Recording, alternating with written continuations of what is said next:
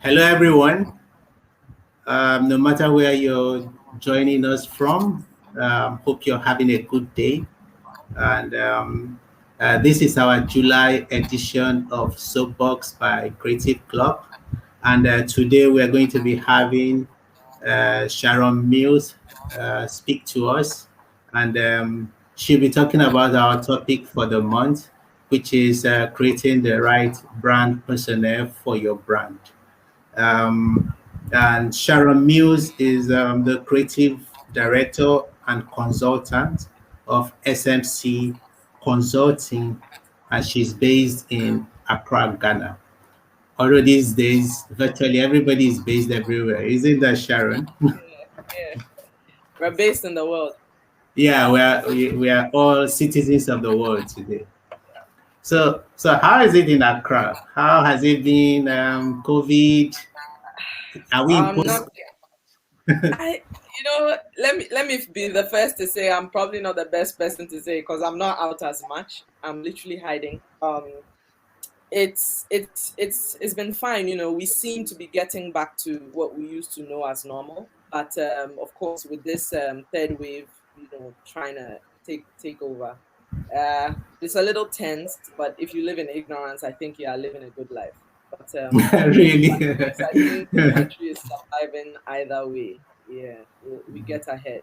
I mean, our vaccination rates are still quite low, but we're positive. Hopefully, things get Okay, better. that's good. Yeah, and recently you won a bronze in picture. Yes, yes. Congratulations! That's really Thank great.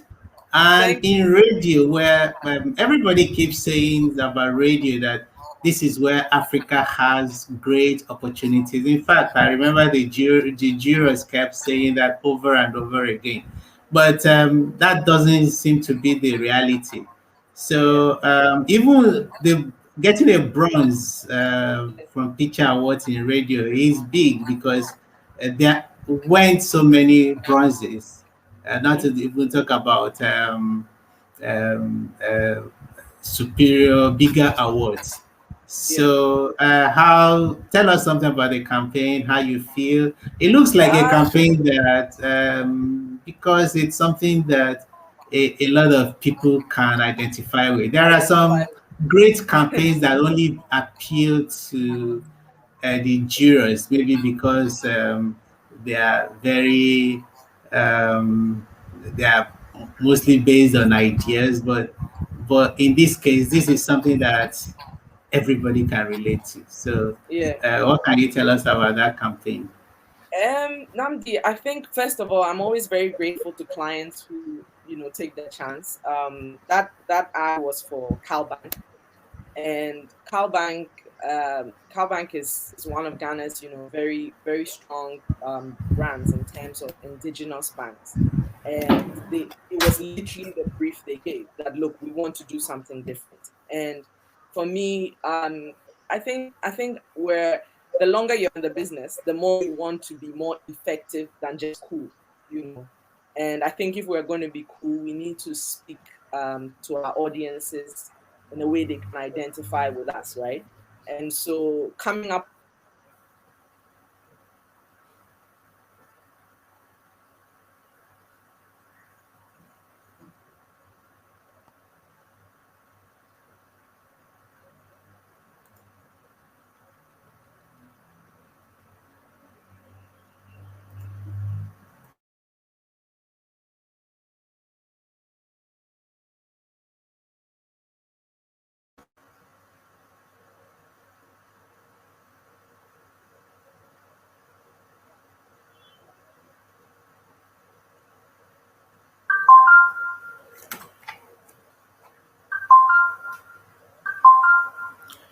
Oh, okay. All right. I think Sharon will be joining us in a while.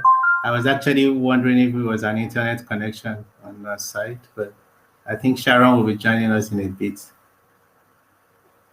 Kindly stay tuned.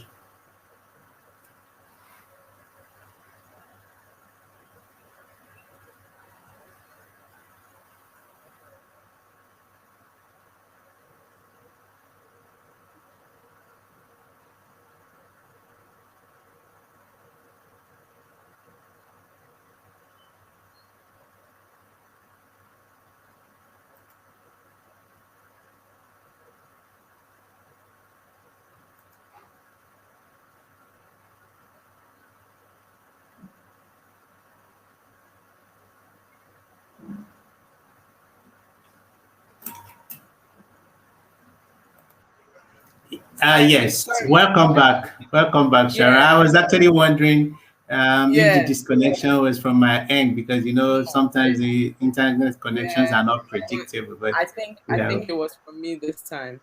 I think it was okay. for me this time. Anyway, so like I was saying, we just want to do stuff that connect and that sell. I'm kind of over, ads that are just nice. So if I get to do something that sells, it's fun as well, then that's great. And that's exactly what that commercial was. The tension between a girlfriend suspecting her boyfriend is cheating on her. I think that's like a typical scenario anyone and everyone can identify with, if not personally, even in a movie. So there's that. And I think, like you said, radio, we have a very big opportunity in radio commercials. But what I find is that time does not allow us to hone the potential of radio. In that I think we overlook or we gloss over the production process for radio sometimes. Where when it's video, you want to go and get a director who's very good, who's well known. You want the right cast, you want the right locations. I think we take radio for granted sometimes. And when it comes to radio production, I'm very involved, in the studio, as well as casting voices, trying to find actors and not just voices. I also collaborate with some of the best people when it comes to radio.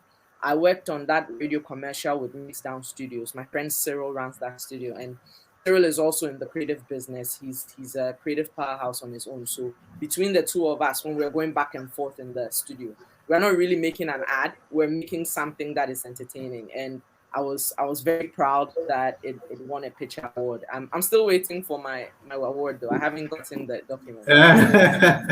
No, no, no. The trophy just came in from the UK, so Oh, we are okay. beginning to Okay. distribute. So you'll Oh, probably I get it get soon. your award in the coming week.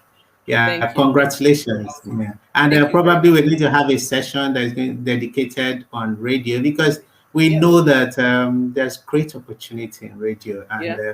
low production costs. You can Yeah. find unusual talents. I had an Exactly. experience when I used to work on the agency side, and we Mm, had to do this radio commercial. It was for a P&G project. I think okay. it was for Vicks Blue also, Fix. and we Fix. needed someone who had the kind of coax broken voice that we wanted to use, and we Yeah. found out that Yeah. we weren't going to find voice over artists that had that kind of the kind of voice that we wanted.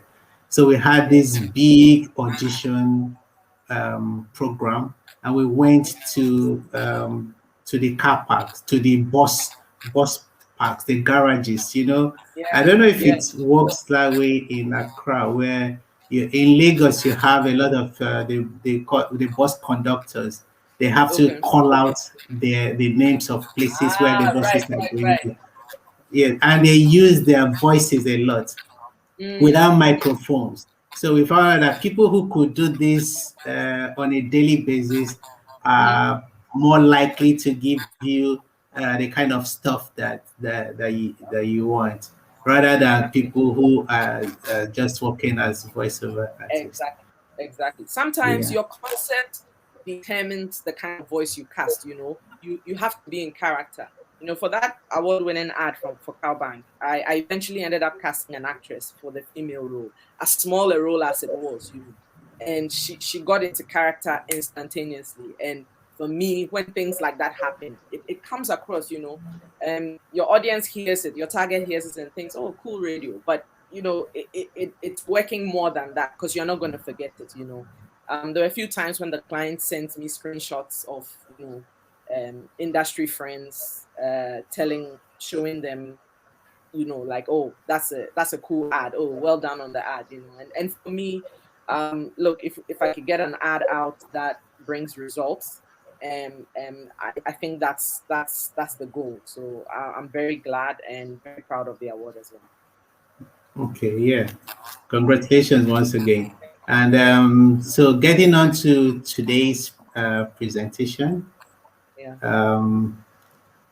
The floor is yours now. Okay. How many people do we have online now? I'm not on that page, so Okay. won't be. But I know that there are people online. I have somebody has actually congratulated you. She's Oh, Josephine thank you. Adu, and she says Okay. congratulations on the award, Miss Mills. Oh, That should be, thank you. yeah. Then All right. also we have Akintola Abdurrahman sending us a message. So okay, yeah. So please use the chat, use the question and answer if you need to ask a question, and we take that at the end of um, Sharon's presentation. Okay. All right. So if I just switch to the deck, you're gonna see it. Yes. All right. Okay. Here we go. Okay. All right, Namdi. If there's anything you can't see or can't hear, just prompt me. I'm just gonna go ahead. All right. Okay, so today I'm speaking about creating the right brand persona. This is a topic that was presented to me by KreativeKlub, and I've just tried to sort of give you something that connects to what I've experienced in my what a bit over a decade in advertising. I've always found it weird to have to talk about myself, and so I was hoping Nandi would just do everything for me. But let me just give you a quick would I say, justification for why I'm here. I've been in advertising for 16 years. Yes, I graduated from university and all, but I feel like a lot of that experience a lot of that has come from experience. A lot of what I know today has come from being on the ground. I worked at Saatchi and Saatchi Originate possibly 2005, and since then I've been to a number of different agencies. We hop around a bit, but currently I am into creative consulting. I'm trying to pioneer the idea of having to consult on projects without necessarily being the one to execute them, but also being able to execute them either way. Brands that I've worked on before, I've worked on a lot of telcos, almost all telcos that have been in Ghana before. MTN, Zain, Vodafone, Tigo. I've worked on them as a copywriter, some as a producer. I've worked on some food brands as well. Maggie, Tasty Tom, and this really cool ice cream brand called Cool Scoop. I worked on branding for. We still do a few things together. In beverage world, I was so happy to be able to work on the Nestle brand when I worked at Publicis. Nestle obviously comes with its whole basket of goodies. I've worked on Nescafe, Nestea, Nido, Cerelac, and some. One of the most recent super brands I've worked on is Club Beer. I've worked on Club Beer for quite some time up until this year, January this year. Club Beer, and then a sister brand, Club Shandy, Better Malt, Voltic. These are brands that all are under AB InBev, and AB InBev is, as we know, the world's largest brewer. So it was a journey, and it was a fun time on that. Also worked on some financial service brands. Data Bank is like a premier investment company in Ghana. SGSSB, today it's called SG. That's how far back I worked on it. And then, of course, CalBank, for which we just won the Bronze Award for Radio at Pitcher Awards in Nigeria. And I've worked on Shell as well. I did a really cool project for Shell with my former agency, Center Stage. Michael and I at Center Stage came up with this dope radio. It was a whole radio drama series called The Mechanic for Shell that ran on radio in Ghana. That was another fun project. Worked on Ines Fly, and then I also work on a brand called Myth, super authentic luxury brand coming up in Ghana. What are my interests? I don't even know if I call faith an interest, but it's my life. I'm a Christian, and everything I do, I find that is based on and informed by what I believe. Creative strategy is what I do most of the time now. I feel like if you have a good creative strategy, you can achieve anything. So that's something I work on. I'm a copywriter at heart. I started my career as a copywriter, and so I'm always going to love that. I love sports, so Olympic season is a good time for me. I do design. I actually have a first degree in communication design, so I'm able to do some of that too. I love sneakers. I'm a sneakerhead. Not wearing sneakers now, but I do love sneakers. Food. I'm a foodie. I think everyone seems to feel like a foodie, but when you are specific about the spice that you can taste in the food, maybe you're a foodie, and I think that's me. And when it comes to social media, I live on Twitter. That's me. Um, I hope not to have any dramatic scenarios on Twitter, but it's always fun to watch it go on. So that's a bit of who I am. In this presentation, I'm going to do 4 things. I'm going to discuss what I think brand personas are, and then I will talk about how important or why they're important. I'll walk us through how I think you should go about creating one, and then possibly give you a secret to success in terms of brand personas. So here we go. So what is a brand persona? I think for anyone who's not in our business, anyone who's not a brand builder or a brand person, yeah, where you can find context and understanding here is that in order to create a product or put a product or a service out there, there's a certain identity that it needs to have. And once it has that identity, you have a chance to survive, right? Um, in in in in my tribe, the Ga tribe in Ghana, there's a custom where a child has to be named by the 8th day after they are born. Otherwise, they don't have an identity and they will not stay. That is the concept around branding, really, where you can create anything you want to create, but if you don't create a brand for it, then it dies. So what do we mean by brand persona? So I started with a dictionary, right? And I'm speaking to you as professionals. I'm also speaking to you as students, and then I'm speaking to you as people who are just interested.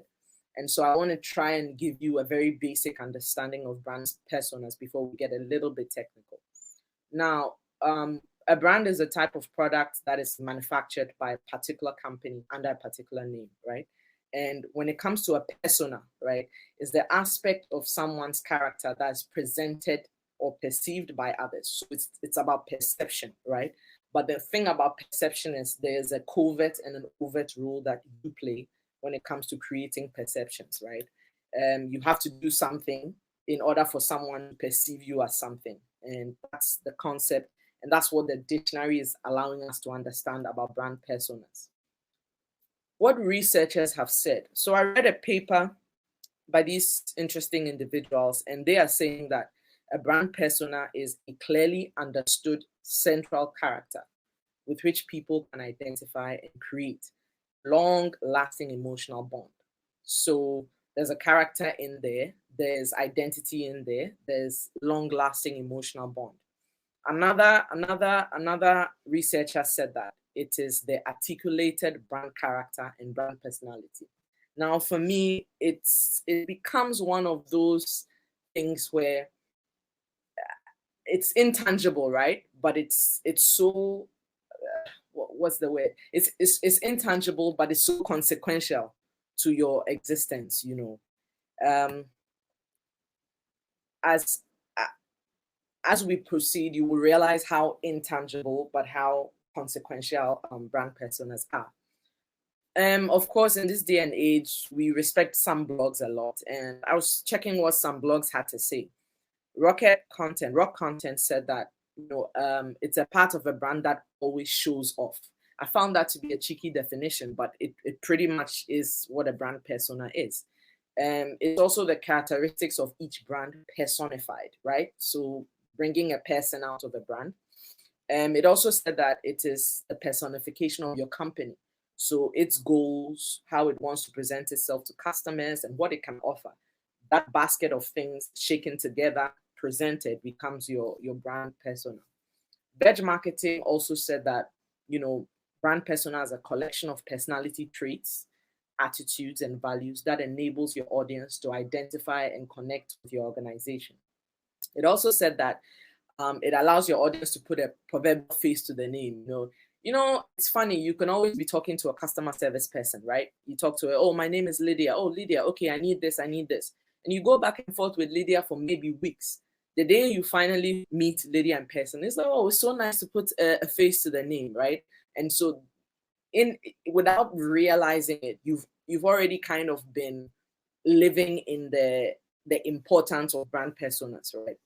Um, another definition they gave was that it was a set of strategic choices they make about how they communicate to their audiences. And I like that definition as well, because a choice is intangible, right? But it's consequential. And that's pretty much what a brand persona is. Now, in my opinion, I said a brand persona is the person of your brand, right? And so what your brand looks like, sounds like, acts like, that all of that contributes to what your brand persona is. And I also like to look at it as the result of synergy between what your brand image is, the personality of your brand, and the tone of your brand, the tone of voice, the values of your brand. When all those things come together, that actually is what your persona is. And for me, the more I thought about it, I'm like, this is like DNA, right? This feels like DNA because it's intrinsic, right? It's so intrinsic. And every time you communicate, you're communicating a certain persona, even as a human being, right? Without telling someone, oh, I'm communicating a rude persona, right? They get it because of how you're communicating. So there's something intrinsic, there's something DNA-ish about brand personas. And in my opinion, that's what brand persona is, what a brand persona is. And that's pretty much what we are talking about today. Now, I thought to myself, which brands give me the best great personalities? Now, you find that I may switch between persona and personalities. And if I wanted to try and give you a distinct difference, a difference between persona and personalities, is that persona is the big umbrella and the personality is underneath that, right? So it's like the smaller circle within. And so your personality plus other things come together to be your persona. So there's a relationship that they have, and possibly great personalities lead to great personas. So, for example, some of these brands are worldwide, or most of them are worldwide super brands that we know. And when I say sophistication and I put Apple there, you kind of you get that connection. These are the personalities that they have created and they are living by. Hence, when you experience the brand, you feel things that are related to those personalities, right? Coca-Cola is around excitement. So is Red Bull. I think Red Bull is a brand that really, really hits on its excitement persona often. Google given with competence. And at some point, the more you think of a brand, the more you realize that, oh, okay, yeah, they actually give me that vibe. The question is, when you look at these logos, right? What is the first thing that comes to your mind? How do you feel about the company when you think about the company? If somebody mentions Apple, what do you think about the company, right? Those are those traits that they have strategized and have made you assimilate and accept as them, right? Let me go, on a broader spectrum and talk about some great brands with great personas. Now, Lego has a super great, persona because everyone sort of, well, in the Africa part of the world, it's easy to believe Lego is for kids, right? But at the end of the day, Lego understands that there's a kid in everyone. And Lego has built a brand that makes even an adult feel like there's something for me in the Lego store, right? If I'm about to build a 100,000 piece Lego that becomes a ship, that wasn't made for a child, right? And so they are able to present a version or allow you to perceive them, even though they are a toy maker or toy company. It is for every kind of kid or every kind of toy player, which includes adults. IKEA has done that well. IKEA has made everyone feel like we can all fix something, And when you think of these brands, the feelings that come, save you've had a negative experience with either of them, but the natural feelings that come are the total of all the things they've done for you to feel that way about them. and those are their brand personas. Chick-fil-A is one of those popular ones in America where, without saying, everyone knows what Chick-fil-A means, right? Some call it the Christians fast food, right? Everyone knows they don't open on Sundays. These things seem like, oh, it's a business choice. But because they stand on morality and all of these inherent characteristics that they've decided they've strategically made sure that when you think about them, these are the things you think about. And you can understand how negative brand experiences can negatively influence what you hope your persona will be. So moving on, the question then becomes, so why are they important? Why do I need a brand persona? And if it's not obvious yet, I'm going to take you through a few reasons. I think that a brand persona is important for every brand because it brings the brand to life. Okay.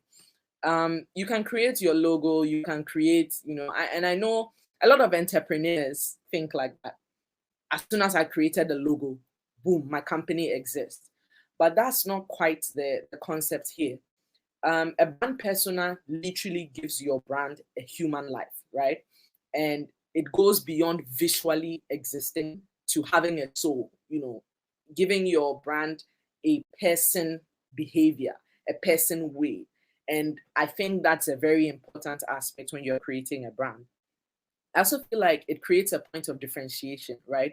There are a million sportswear brands. Somehow, when I think of Under Armour and I think of Nike, I'm able to separate them completely, but they do the same thing, right? And that is because there's brand personas that have been created for each of them. Every sports brand wants to encourage you to do well, to go forward and all of that. But somehow I would give Nike that essence because they've told me to just do it. And they live in such a way that makes you just do it. Intrinsically as a brand, they represent that. At the same time, Under Armour also has what they represent. So it's like we're all selling sports. We're all selling sports items. We're all selling sports experiences. But there's a difference. And it's because brand persona has allowed them to create that difference. And I think for me, one of the most important things a brand persona does is I think a brand persona helps in decision making. Okay. There's nothing more schizophrenic, right, than a brand owner who doesn't know what to do. It's crazy.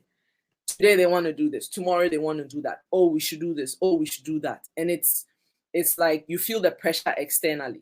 But what's your anchor? What do we decide based on? Why should I do this and why should I not do this? And all of that comes from your brand persona. And so a lot of brands that change things too dramatically, I think, it goes against their person. So a consumer sees you and it's like, this doesn't look like the you I used to know. I'm going to use an example, maybe controversial. Don't quote me, but in my opinion, okay, the Guinness of 10 years ago was untouchable, right? You aspired to be the kind of person that Guinness talks to, right? It was about being at the table of men. And it was about an elite club that you sort of aspire to be part of. And then it was about power. They sort of have a way of playing. They didn't go too up into a spirit's, sort of persona where it's not achievable, right? They were still with your more likely human being, but they were aspiring for greatness. Now, along the line, something must have happened because then Guinness starts to try to be youthful.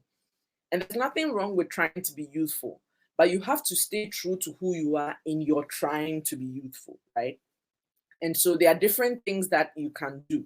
And for me, when you have a good brand persona, it helps you to step the way you should step.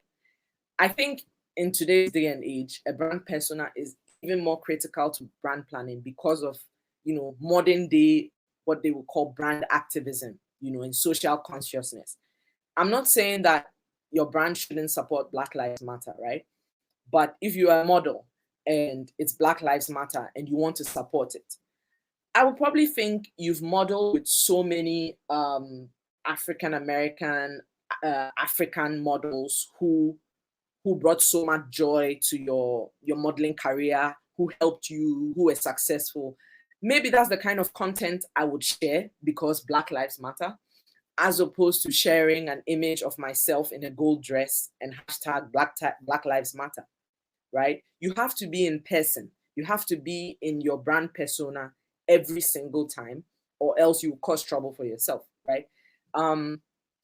There's so many times in recent days you see a brand talk about something and I'm like, you should have left it alone, because it's not really you. It's not like you. And I think brand persona allows you to stay anchored, and then it helps you to take decisions that are still in tune with who your brand is. I think brand personas help you build a better rapport between you and your customers. Okay. Like I said, it's like creating a person for your brand. Okay. And so once they can put a name to the face, I think it helps. And obviously that is why in today's day and age, we are plagued with the bots, right? There's a bot called, Toby, and Vodafone has Toby, and different companies. I mean, they're becoming a nuisance to some extent, but that's a different conversation because bots are taking the human element out of customer service. But I think that when you have a brand persona, people relate to you. They are buying Apple, but for some reason, it feels a bit more than a product they are buying, right? And those are some of the things your persona helps. For example, let's think about statistics, okay? COVID hit and 300 people affected, 200 people affected, 1,000 people affected. As soon as somebody with a name, someone you've met was positive, it's like COVID is real. It's been real. But somehow statistics and numbers don't mean as much as names and people. That's how brand personas are important. The next thing I would say is they help you build relationships. I think that in today's world, in marketing, in branding, in anything really, relationships are necessary. And relationships are meant to be long-term. And once you have a long-term relationship, it becomes a beneficial relationship. Yeah, some short-term relationships are beneficial, but it's almost like comparing transactions to relationships. We could transact something right away and we'll be done. I'll get what I want. You get your money. But the question is, if that happens for a long time, people are not going to come back. And if people don't come back, because, sometimes brands have challenges in sales. And then the questions become, is it because weight of purchase is down? How much people buy is down? Or how often people buy is down? But if I don't have relationship, I'm not going to buy from you often. And I think long-term connections are super important, right? If somebody gave you a device, no name, just a device, you were able to make a call on it and it got lost, you're more likely to think, that thing worked, but it's lost. But if you lost your Apple iPhone, that's a different conversation. It's find my iPhone and it's police and it's searching and prayers and fire, So I think that building relationships with customers, with consumers is very important, and a brand persona helps you do that. Now, so here's where we get a little bit technical. How do we create a brand persona? Now, I'm going to base this on experience, and I've had experience, as I said earlier, with both iconic and emerging brands, and so I've kind of seen how they play. And I've tried to find like a middle ground so that any kind of brand, if you're an existing brand and you realize, look, we don't have a persona, we need to walk back, we need to fix it, you can use this. This helps. If you're a new brand, even better for you. You need to start right. And so this should help. 5 simple steps. Okay. The first one I'm saying is you should have the essentials in mind.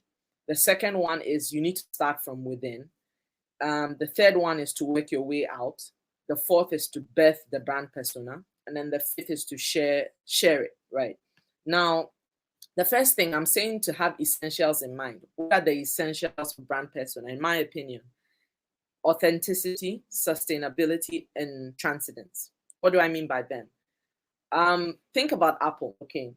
The authenticity there, they were not necessarily the first people to bring the computer, right? Macintosh was first. But what did they bring to a market that was growing, that was saturating, was getting super saturated? They sort of became the creative's device, right? And the way in which they presented themselves was very original. They were selling something that existed that someone was already selling, but they found a way to be authentic about it. And I think if you're not authentic in creating your brand persona, it defeats the purpose, because then you and someone else are the same. But we know that even identical twins are not the same, not in any way, quote unquote. So I think authenticity has to be one of the things you have in mind when you're creating a brand persona. Aspire, fine. Oh, I like how Nike is, but you can't build a persona that is just like Nike. That defeats the purpose of creating the persona. Sustainability. So I think that your persona should be able to go for the long haul. If it's not sustainable, then you have situations where you want to change. Every single time you sit in a meeting, it's time to change it because it's not sustainable. What do I mean by that?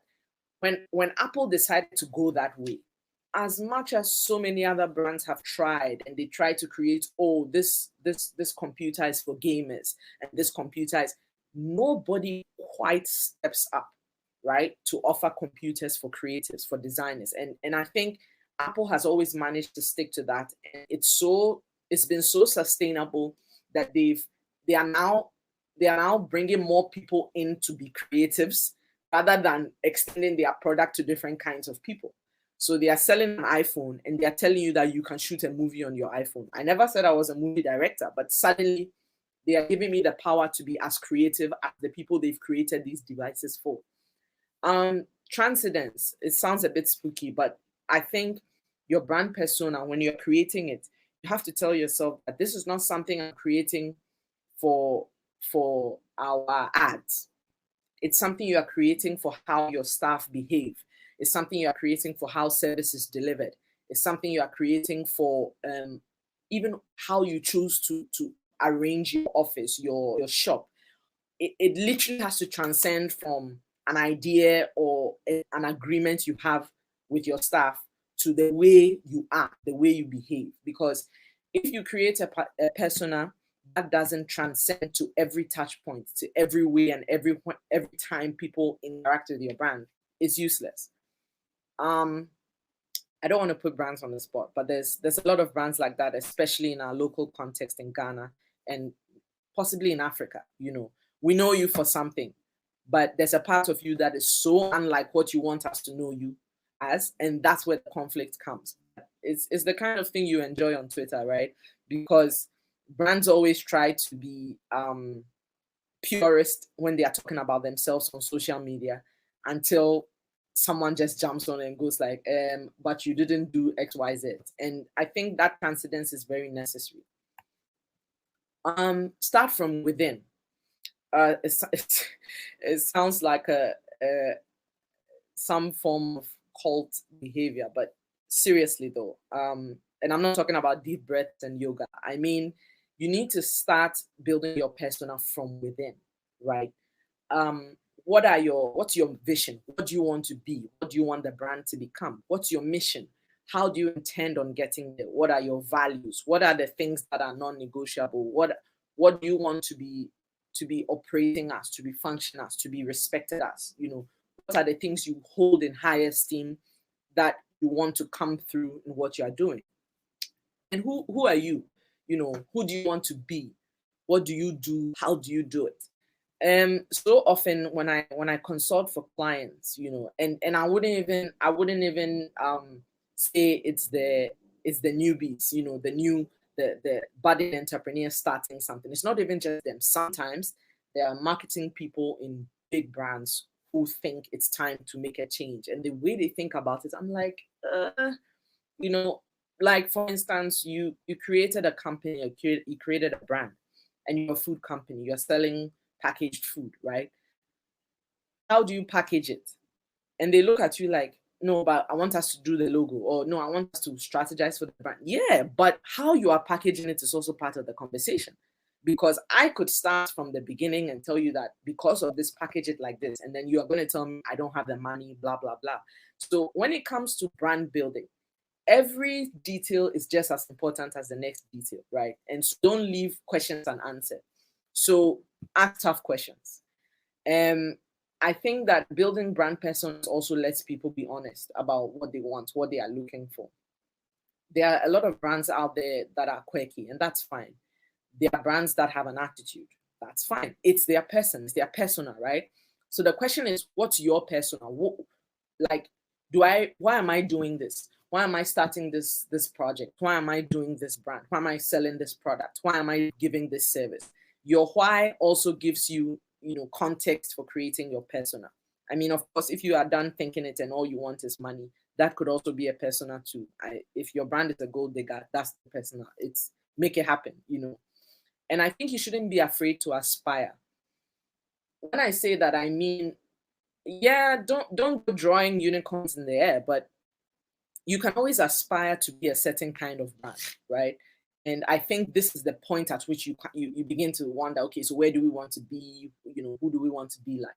But while you are doing that, you have to note that if that is informing your persona, then you have to figure out the effort or what you are going to need to get there. Because you can't tell me you want to be Nike in 10 years. How old is Nike? How long did it take them to get there? And how much do you have to invest in your brand to get there?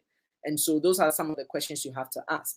Now, I highlighted Chick-fil-A here because they are a company that works with their mission a lot.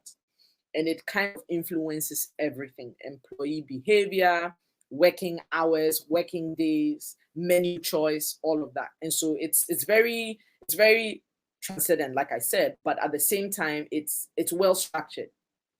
And then once you've started within, let's work our way out, right? Think about who you are doing this brand for, who your target is, who are your customers, what appeals to them. And the thing about personas is that a person has to be someone you like, right? It has to be someone you will like. And I think that you really need to think about it in terms of the other side, your customer as well. And which of their needs are you meeting? What desire are you fulfilling? What do they identify with? And it's important because you can decide that, I don't care. Just what I'm doing, I'll do it. That's fine. But so when you're walking in town and nobody calls you, that's also fine, because that's what it means. I highlighted Lego here because they are aware, they got to a point as a brand and they said, look, adults are having to help kids put this Lego together anyway. But then you realize that adults grew up using Lego, so they like it. But then some of the Lego becomes too elementary for them. So why don't we create stuff that adults play with? And Lego has always been like that. They look at the consumer. The digital age was not friendly to Lego. It just sort of kicked them in the guts because now we're on our phones. We are not playing Legos anymore. So what did Lego do? One, they added to their range where now the Lego things you can build became so intricate that it took, like, adults need time and focus to get it done. That's one thing they did. And then they also went digital. They started doing the Lego movie, a cool franchise now. It's raking in billions for them. But that also came from them understanding what the landscape is, right? What's the landscape of your brand? I know that everyone sometimes most people come out because, yeah, I've started my brand. It's time to go. But understand, don't let them derail you, but understand who are your competitors? What are they doing? How successful have they been? Who failed at this? Why did they fail? What are the regulations?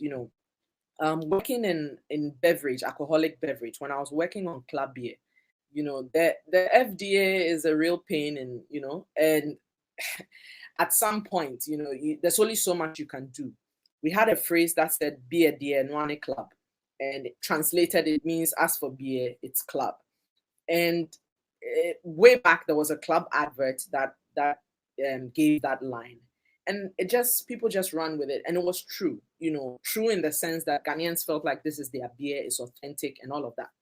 Now I want to put it on a billboard and the regulator says, no, based on their regulations, I can't tell people that as for beer is club. What is my scientific proof? Where are my documents? Where's my statistics that show that club is beer in terms of that? So what do we do, And so if I decided maybe 10, 15 years ago when the ad ran that it was so good that we are changing club's tagline to be a DNA club, what happens today? Now the regulator said, I can't use that. It changes so much, So it's very important to understand what regulations are, what you say, what you can't say, what you can say. All those things are important in understanding your landscape. It's almost like a situation analysis, and it's kind of focused external analysis because it's important. And then what are the trends? What are nuances? What is the status quo? Now, I'm always a bit iffy about trends because they pass. But when you understand trends, you are also able to become an eternal part of the trend, right? So I'm not saying understand the trend to jump on, but if you understand that trend, you kind of understand where to fit yourself in, and that's important. Now, birth the brand persona, right? Make it alive. How do you do that? You do it. You've thought about all these things, right? You have the essentials in mind. You've looked at yourself internally. You've looked externally. So now, what do I want to say? What's my persona? We need to start to build things in words, in images, and then structure it. So what does the brand look like? What does it sound like? How does it act? Things like tone of voice come to play, values, look and feel. So tone of voice is like another topic on its own. But if I want to be, very brief about it, I'll say that the tone is your tone of voice as a brand is basically the vibe you give off when you speak. Okay. So there are brands that sound very encouraging, empowering, like Nike. There are brands that sound very smart and intelligent and sophisticated. Apple. There are brands that speak and they sound quirky, but then it's like they are full of adrenaline. Red Bull. So that tone, your tone of voice, just like a human being, right? There's a way in which a human being can speak that makes you think, oh, they're timid, or oh, they're so forward, or oh, they're so this. And I think those are some of the things that you need to let out that, oh, I want, when people think of my brand, I want them to do this. When I'm talking to people, I want them to feel this. Working on a brand with one of my best friends, Kuka, she has Myth as a brand, which I think is like one of the most authentic brands that Africa has today. She makes bags and a whole lot of stuff from this special mesh material. Now, the interesting thing is, we have a lot of conversations. She's the brand owner, so she has her vision, and I'll give her credit because she doesn't fight me too much. But what I find interesting is, in writing captions and stuff, sometimes, I've asked her, I asked, who do you want your audience to see your brand as? Are you their big sister? Are you their best friend going shopping with? Are you their plug? Are you the girl who tells them what's new and what's not? These are the makings of brand personas, right? Because you have to stay in character all the time. If you check e-news specifically, check e-news and you'll figure it out. You see that e-news on Twitter, they know they're a gossip column, right? That's what they do. So when they are giving you, almost every caption sounds like a leak. It sounds like background information. It sounds like paparazzi that just found out information. That's their persona because that's what they are on TV. E-news wants to give you the background, the backstory. They want to go into the celebrity's life, tell you what people don't know. And that actually comes through, And I think it just kind of, it gives you a sense of, oh, okay, they are clever or they are this. But that's your persona at work, right? And that's where it gets really exciting for your brand, because it's like, what I wanted to portray, they are getting it. I would say I would wonder, there's a company called Express Pay here in Ghana, and I think they're doing a really good job. I don't know anybody at Express Pay, and I'm not even talking about ads or anything. It's just I've never seen anyone say anything bad about Express Pay.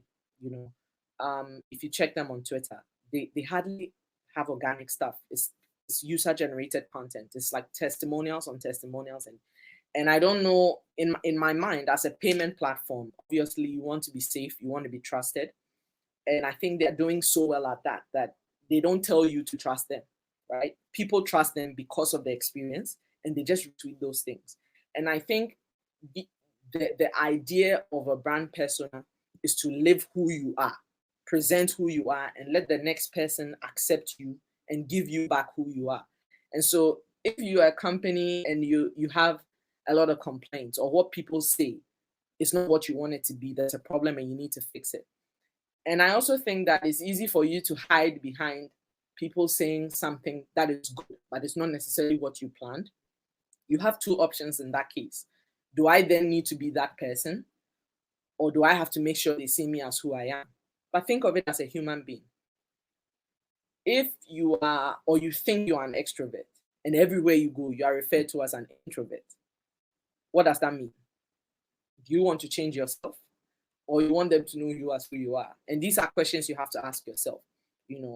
Branding really gets personal, and I think that the conundrum is between where a brand is a human being and where a human being is a human being. But ironically, brands are always managed by human beings. They are owned by human beings. Somehow, the human being doesn't understand that him and his brand are two different people. And I think sometimes we really need to let's understand that the brand process is a scientific process just as much as it is a creative process, and you need to find a way to synergize them and sort of bring good results. So the final part, share your brand persona. Now Ogilvy will say, was it Ogilvy that said it? Having something without advertising is like winking to a woman in the dark. I don't know how else to say it. If you've created a persona and you don't share it, right? And I don't mean like, oh, this is a poster, we are a fancy, exciting, girly brand. No. I'm talking about sharing your persona in terms of the things that your persona drips into, right? The things that your persona lives through. And the best way to make sure you share them is through your brand guides, your corporate identity. And there are a lot of brands today, especially, I blame social media. Once you can create an account, create a logo, boom, we're a brand. But the truth is that the difference between a brand that survives and a brand that is a fad is a brand that is structured. A brand guide allows anyone and everyone to work on your brand without needing to understand what you are saying about it. It details everything, including your personality, your values, all of that. In my experience, I think it's helped to work on a lot of, super brands, worldwide super brands who do not play with their brand manual. Okay. And it's at that point where, you're sitting behind a Nescafe brand manual. Like, how dare you go against it? These are like big books, big Bibles, big brand Bibles that you don't want to play with. And they are very intricate. There are a lot of companies that build them well. There are people locally who build them as well. But the core idea of a brand book, brand manual, standard guide, is to have your set of things that represent your brand, how your brand speaks, how it looks, how it behaves, all of that, boom, in one book. Digitally, of course, in today's day and age, digital helps because then we're not going back and forth. If you're working with a designer, he's a designer, he's a creative. He's going to do what his creative juices want him to do on Monday. On Tuesday, he's a different person. And on Wednesday, when he's sick of you, he's sick of you. But when there's a brand book, there's a standard. We're not going to change. I think one of the brands in Africa that does not play with the brand book is MTN.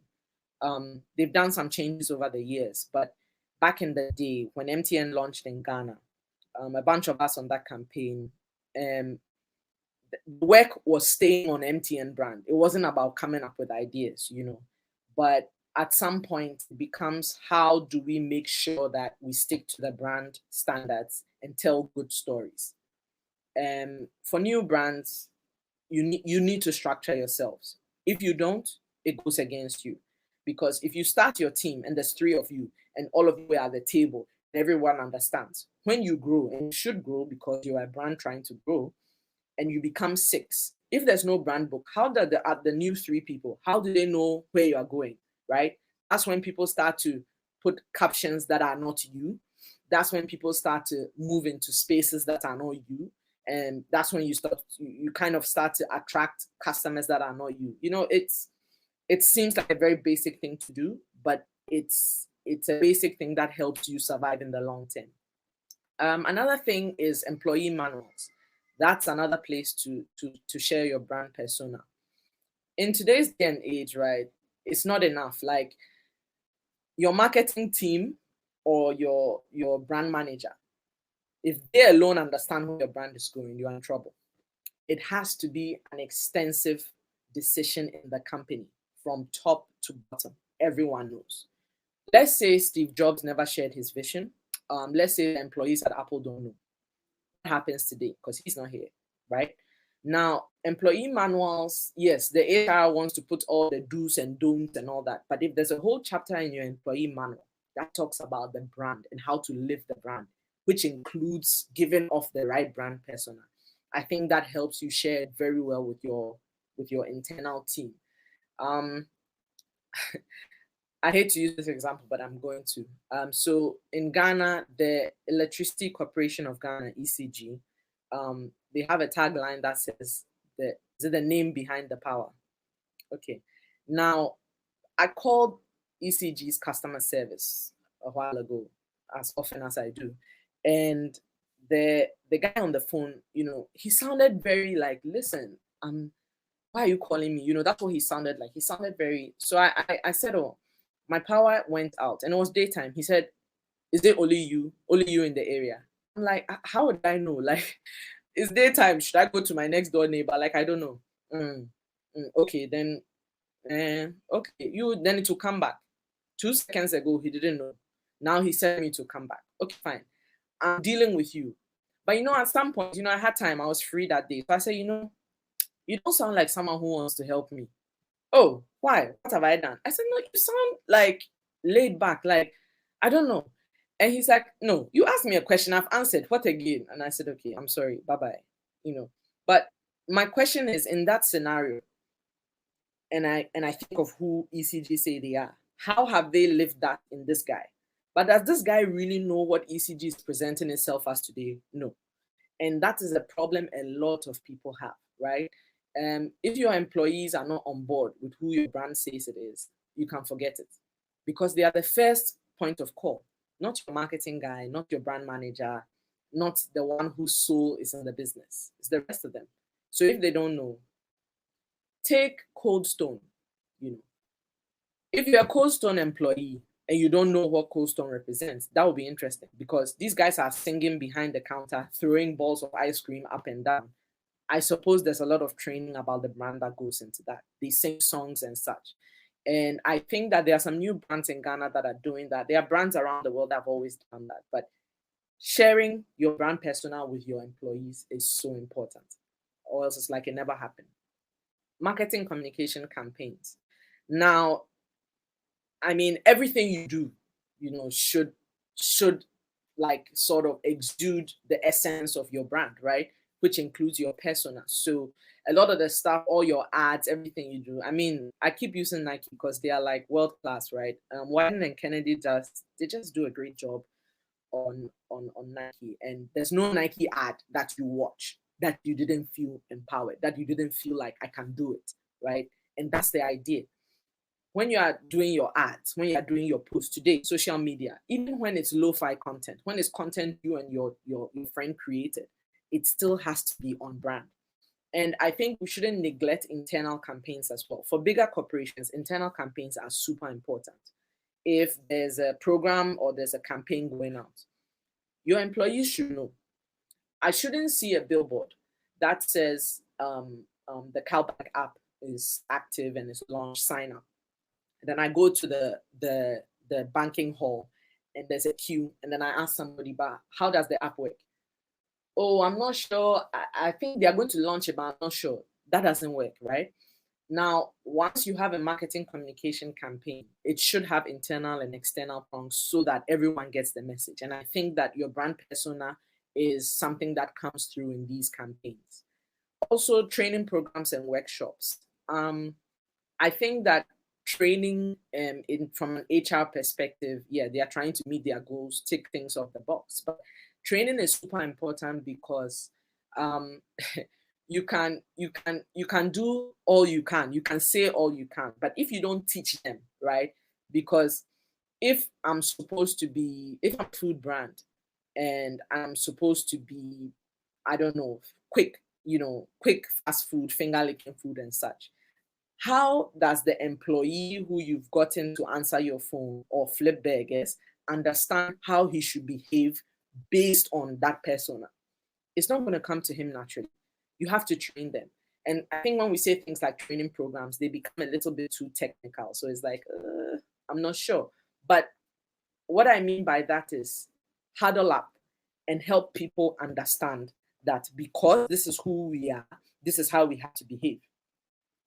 Don't say hello, say yellow. Don't use this word, use that word. Those things become very important. Better Malt is another brand I've worked on. And Better Malt was all about recharging and recharge on the go and such. Malta Guinness was there. Malta Guinness was the market leader. It's the market leader. Better Malt comes and we know the word energy belongs to Malta Guinness. We are not even going to try. So what can we do? We talked about recharge. We talked about we had so many different ways of talking about refueling and powering up without going into the Malta Guinness space, and it helped. I think in the first 2 years or so, Better Malt did manage to steal some, possibly more than 10% market share at the time. And for me, things like that, you don't see how the brand persona played a role, but it did, because it's really important to get that going. And I think at some point you get to a point where workshops become like, oh, it's an away day, especially as employees. We are just glad to be from behind the desk. But I'll tell you what, every time I went into Club Beer's factory, albeit in all my PPE and stuff, it changed how I felt about the company, how I felt about the brand, and how I work on the brand. So it's very important. Train, get workshops going.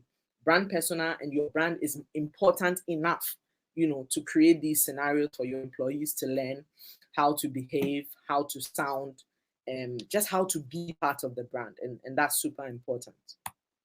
So the last thing, what's the secret to success with brand personas?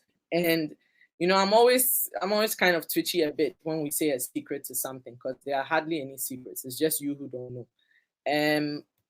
Consistency. That is the secret to making your brand persona work, to make it stick, to make it effective. Just be consistent. I always tell people, you realize that if you have a friend who's here tomorrow, gone the next day, here the other day, it gets annoying. But after 2 years, if they do that for the whole 2 years, you begin to understand that that's how they are, because they are consistent. If you know someone who doesn't call you at all, they never call you, and you always call them, somehow you still call them. Why? They are consistent. Consistency is a non-negotiable, I think, human life. And a lot of the debates and conflicts we have is lack of consistency. There are some countries that do things, but we know them to be like that. If I heard a certain country did something, I'm not mad. I know them to be like that. And I think that when it comes to your brand and your brand persona, the more consistent you are, the more effective it is. Period. And if you're going to stick and stay, you have to stick and stay all the days in all your ways. There's no day that is bad enough not to stay, right?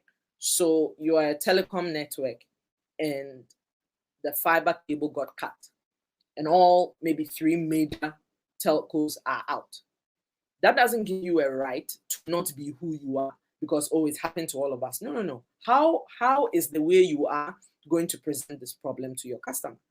Because you have situations where Different companies can go through the same thing, but how they present it to you. It happens in the banking industry a lot, right? Everybody has Visa cards, or everybody has a student account. How each person phrases it, how each person talks to you about it, how each person presents it to you tells you something different about them. And I think that every effort has to be made to be consistent. And the only thing I'll add to the consistency is that I believe that enablers of consistency, right? Things that enable you to be consistent. One of them is authenticity, right?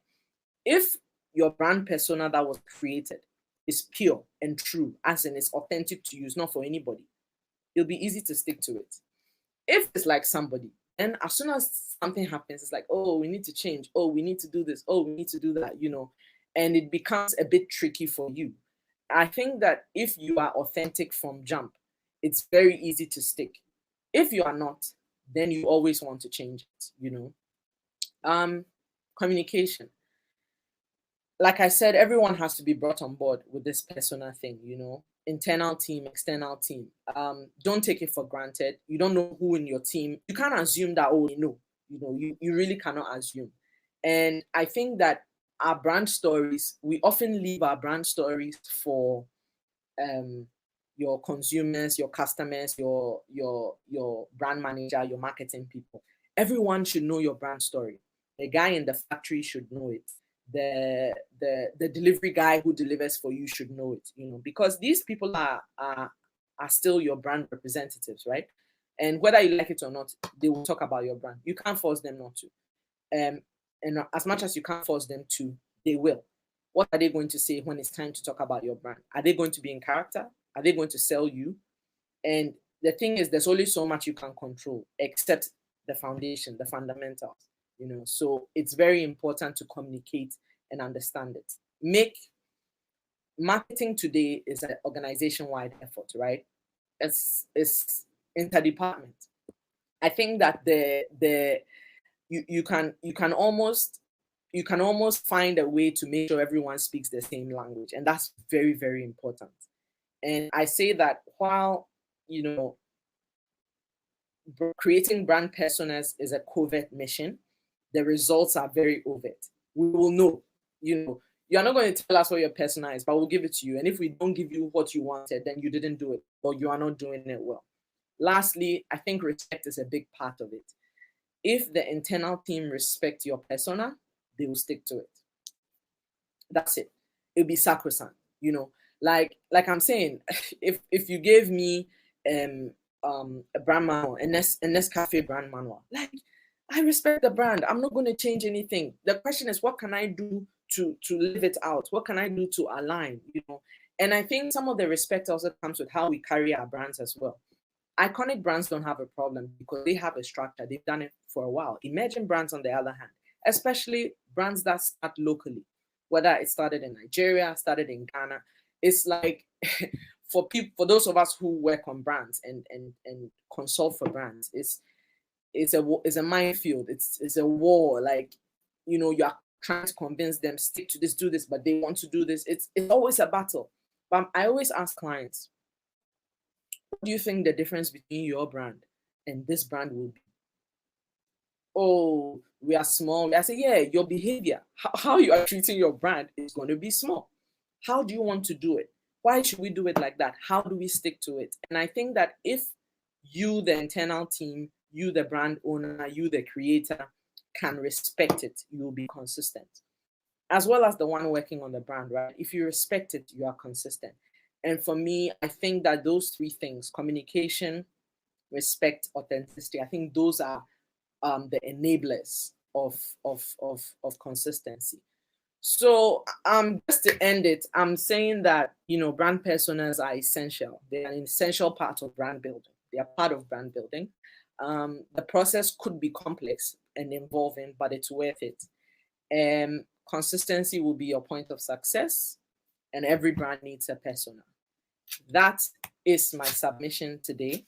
I am happy to take questions. Nandi, if I haven't bored you to death, I think you are still... No. This was really, really exciting. And now I know why people have been hailing you in the chat as the brand queen. So, and I have Is that some. what they are saying? Yeah, Is they're that what calling they you are the brand saying? queen. So now it's obvious. It's quite exciting.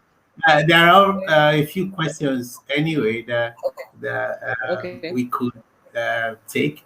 But first of all, I just want to know from your experience, have you worked with any brand that makes you feel that the brand is trapped because of the kind of character uh, that they have created for themselves? Because you talked about Nike, you talked about the other brand, Under Armour.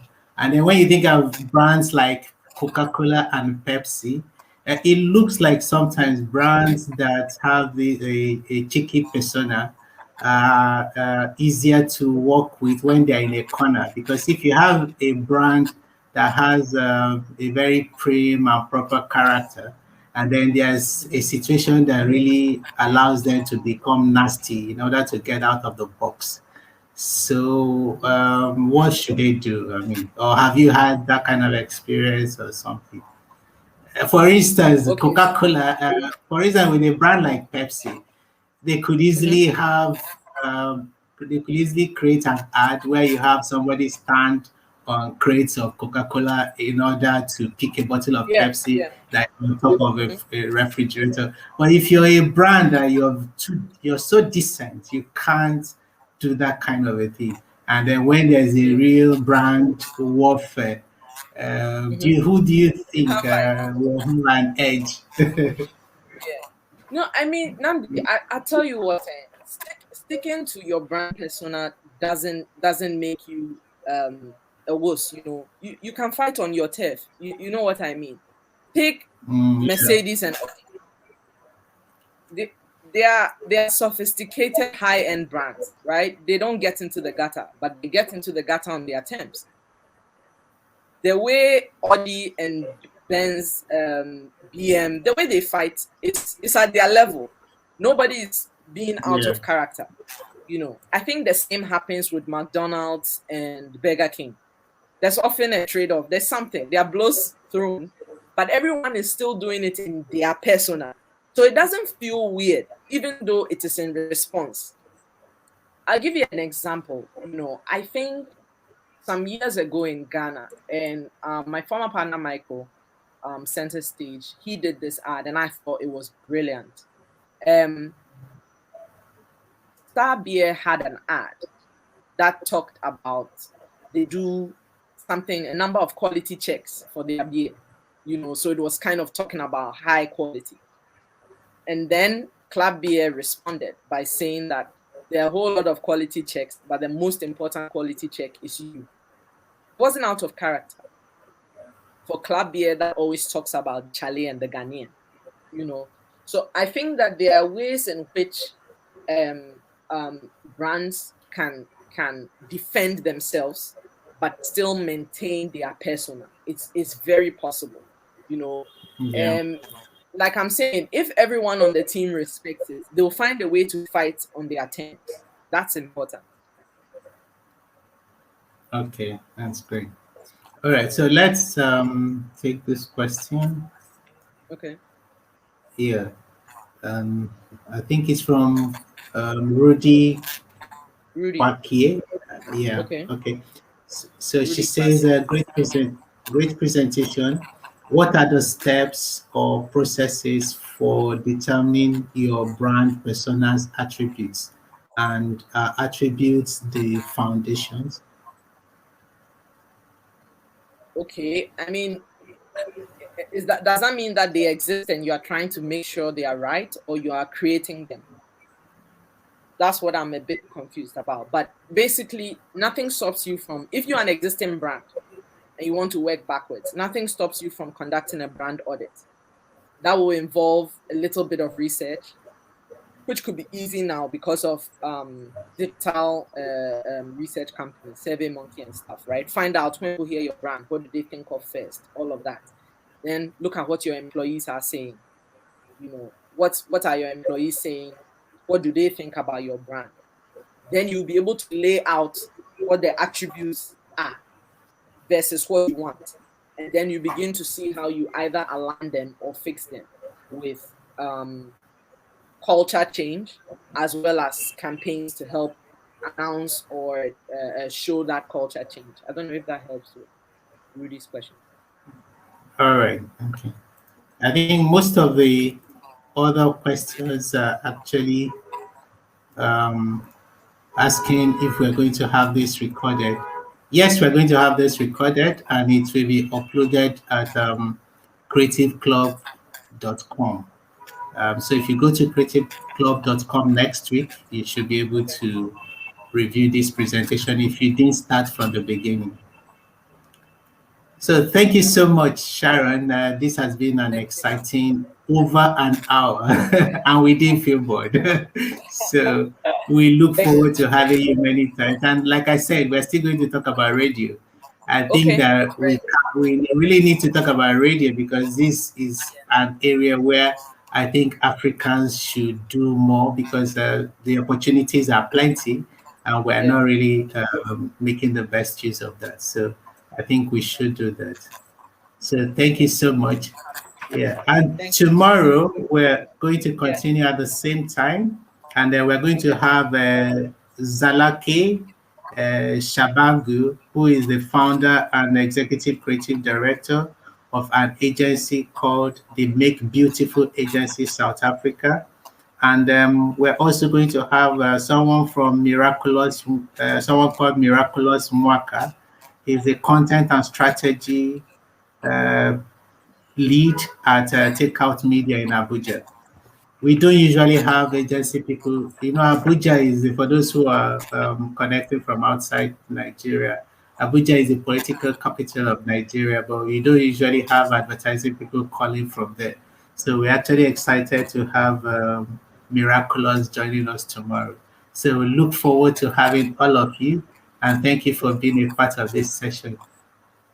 See you, and look around creativeclub.com and see what interests you. Thank you very much. All right. Thank you, Namdi. Yeah. Bye. All right. Bye. Yeah.